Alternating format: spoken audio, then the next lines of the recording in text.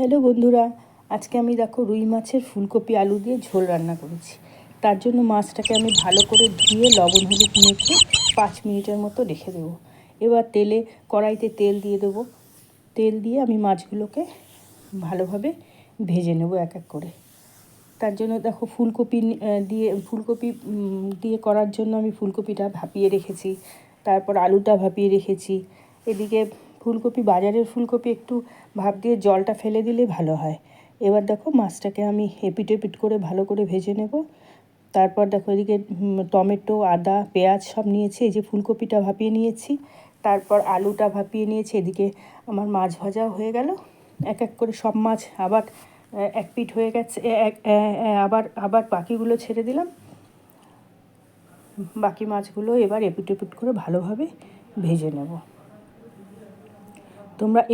তোমরা এইভাবে মাছের ঝোল রান্না করবে দেখো, তারপর বলবে ঠিক হয়ে গেলে যে কমেন্ট করে বলবে কেমন হলো। আর কমেন্ট করে আমাকে বলবে, তাহলে আমি নেক্সট কী তোমরা খেতে চাও আমি সেইভাবেই রান্না করব। এবার ফুলকপিটা একটু ভেজে নেব ওই তেলেই, একটু লবণ হলুদ দিয়ে দেব, দিয়ে ফুলকপিটা ভেজে উঠিয়ে নেব।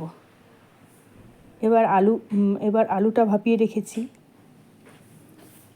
এবার কড়াইতে তেল দিয়ে দেবো, একটু তেল দিয়ে আমি এক এক করে মশলাগুলো দিয়ে দেবো। একটু এলাচ, লবঙ্গ, দারচিনি, তারপর তেজপাতা, শুকনো লঙ্কা, জিরে সব দিয়ে আমি মশলাটাকে আগে ভেজে নেব। সুন্দর গন্ধ বাড়াবে ততক্ষণ অবধি আমি এটাকে ভাজবো। তারপর এই ভাপানো আলুগুলো আমি দিয়ে দেব।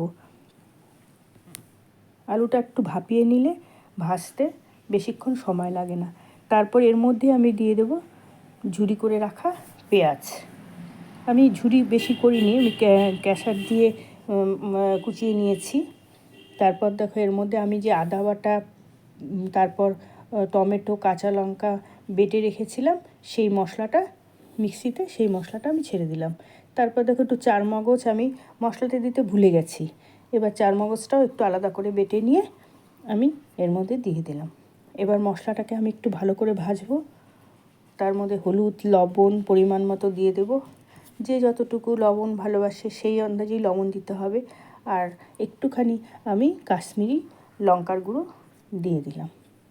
এবার মশলাটাকে ভালো করে ভেজে আমি আলাদা গ্যাসে জল গরম করে রেখেছি, আমি গরম জল দিয়ে দেব। গরম জল দিয়ে এবার আমি একটু ঝোলটাকে ভালোভাবে ফুটিয়ে নেব।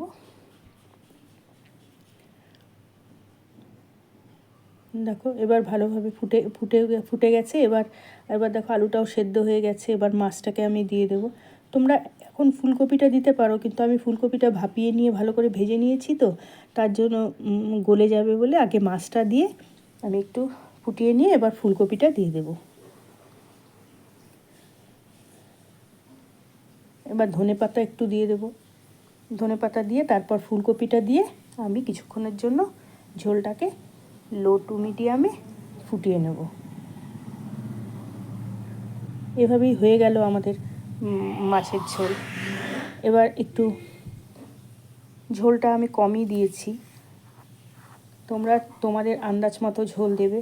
তারপর একটু ঘি দেবো, একটু গরম মশলা দেবো।